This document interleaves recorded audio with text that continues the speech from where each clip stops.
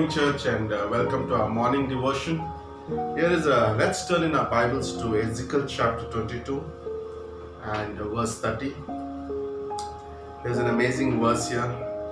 God is saying in this verse, "So I sought for a man among them who would make a wall and stand in the gap before me on behalf of the land, that I should not destroy it, but I found no one."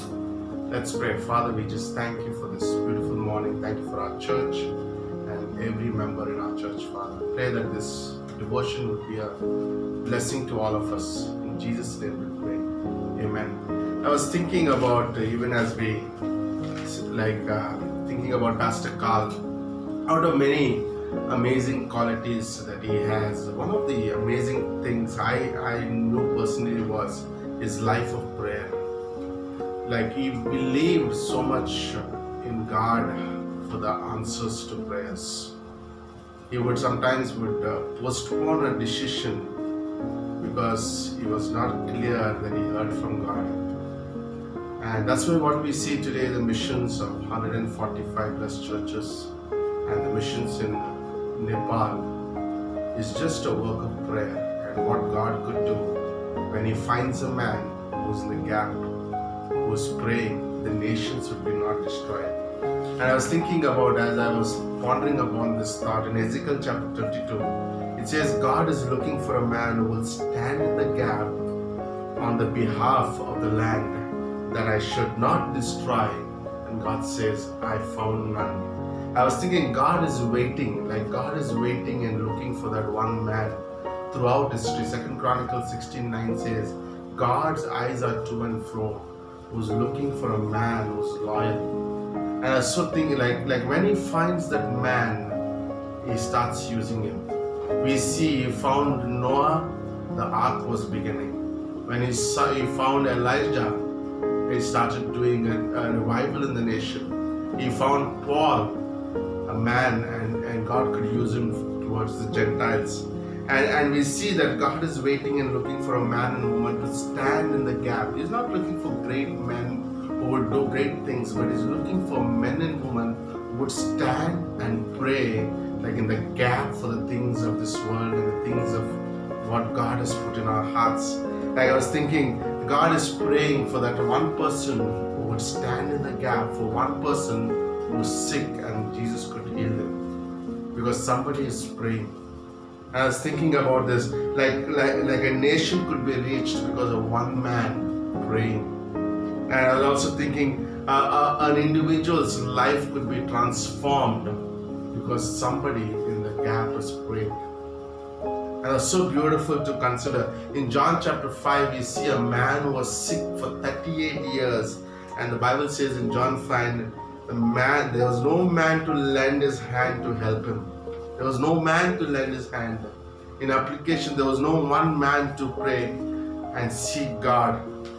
And you know what? When we become that man and we stand in the gap and pray, in Ephesians chapter 3 verse 20 and 21 says, God is able now to him who is able to do exceedingly abundantly above all that we ask or think, according to the power that works in us. That's amazing. Okay, when we are praying, God will do beyond our expectations.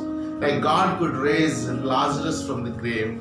He could heal a man who was sick for 38 years. He could change a nation which is like against God, a nation like Nineveh, and God could use a reluctant preacher to turn it around because there were people praying. The nation of Israel in the wilderness in Egypt were praying, and God used Moses to deliver that nation.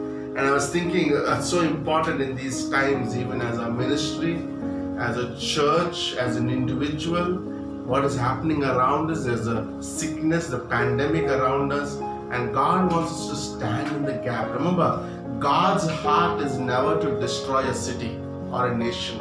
If you read this verse, it's not God is desiring to destroy a nation or a city. Like that's so important, and he's looking for a man who would stand in the gap and pray. And I believe our city needs prayers.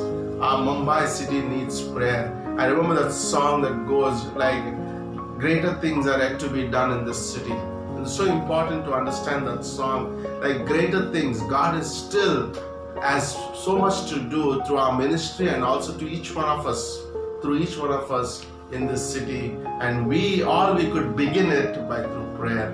And prayer can impact this city and also would change our lives. I was thinking about John Knox. John Knox was a great man of God, and he thought when he went to Scotland to be a missionary, he thought there's only one way I can win Scotland is on my knees. Another man I remember is John Hyde. John Hyde came to India as a missionary to North India, Punjab. He came to start a church and mission field, but he realized the need is not to be pastoring there, but the need is somebody would stand in the gap and pray. In fact, John Hyde dedicated his ministry, his life in praying. And today what we see, the work in North India is because of a man who prayed. And in fact, he was called as Praying Hyde. And it's so important to be like men and women who stand in the gap. I believe, like when I think about our pastor and all of us, many of us, we have that heart to stand in the gap. We have prayer times happening in the week, and we could just seek God and stand in the gap. That God will do exceedingly, abundantly, above all that we ask and think, according to His power that works in us. Amen. Amen.